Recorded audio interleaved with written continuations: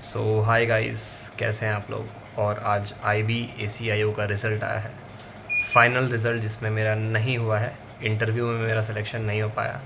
मैंने प्री दिया था जिसमें मेरा 70 था रॉ स्कोर प्री में। मेंस पे मेरा बहुत अच्छा पेपर गया था, बहुत ज़्यादा अच्छा गया था मेरे मेंस। और इंटरव्यू मेरा ख़राब गया था, अच्छा नहीं गया था। इंटरव्यू में मेरे से पूछा गया था, पहले मैं अंदर गया तो मेरा जो ज़ोन था वो रांची ज़ोन था। पहले मैं अंदर गया, वहाँ शायद 6 लोग थे, एक DIG, एक IG, एक कोई साइकेट्रिस्ट थी।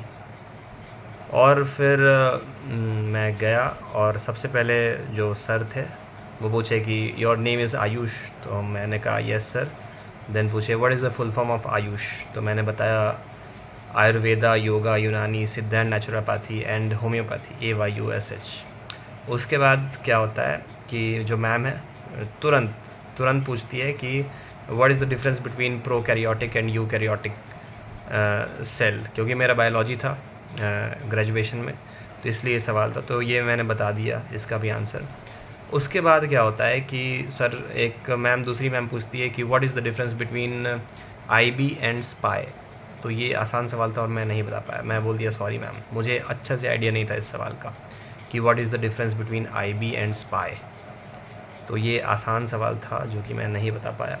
तो नेक्स्ट जो सर पूछते हैं, एक जो दूसरे सर थे वो पूछते हैं कि सबसे पहले वो पूछते हैं कि नेपाल में जो नए PM बने हैं बालेंद्र शाह, उससे भारत को क्या इम्पैक्ट पड़ता है, 4 पॉइंट्स बताइए।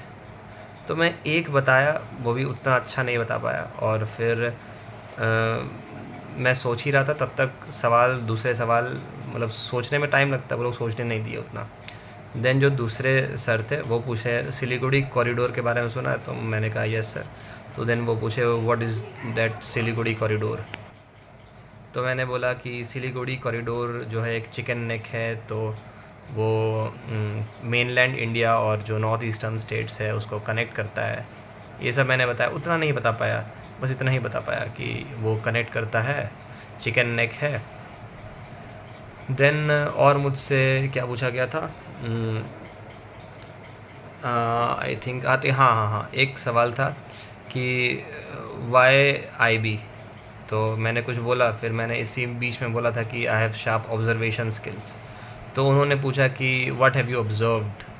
तो मैंने कहा कि यहाँ पर 6 लोग हैं और ये सेकंड फ्लोर, हम लोग का इंटरव्यू सेकंड फ्लोर पे चल रहा है, सेकंड फ्लोर पे है और नीचे एक शीशा था।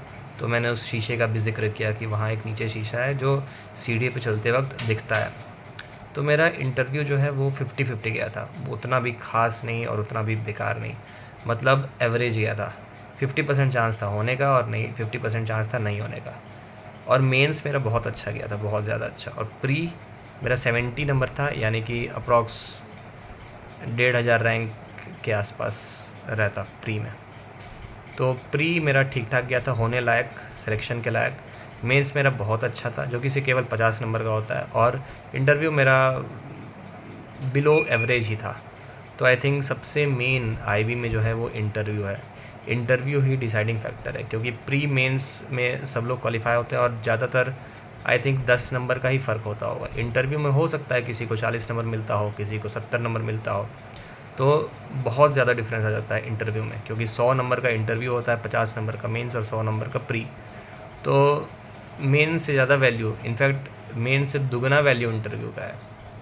तो interview is very important for IB ACIO, जिसका आज रिज़ल्ट आया है। तो मेरा नहीं हो पाया, फिर भी अब जो नेक्स्ट ईयर तैयारी कर रहे हैं, मैं तो CGL का ही तैयारी करूँगा इस साल। तो देखते हैं कि क्या होता है। अभी कुछ भी एग्ज़ाम हो जाए, बस कोई भी एग्ज़ाम हो जाए, मेन है कि कुछ भी निकल जाए, उसके बाद कुछ और फिर करा जाएगा। Thank you.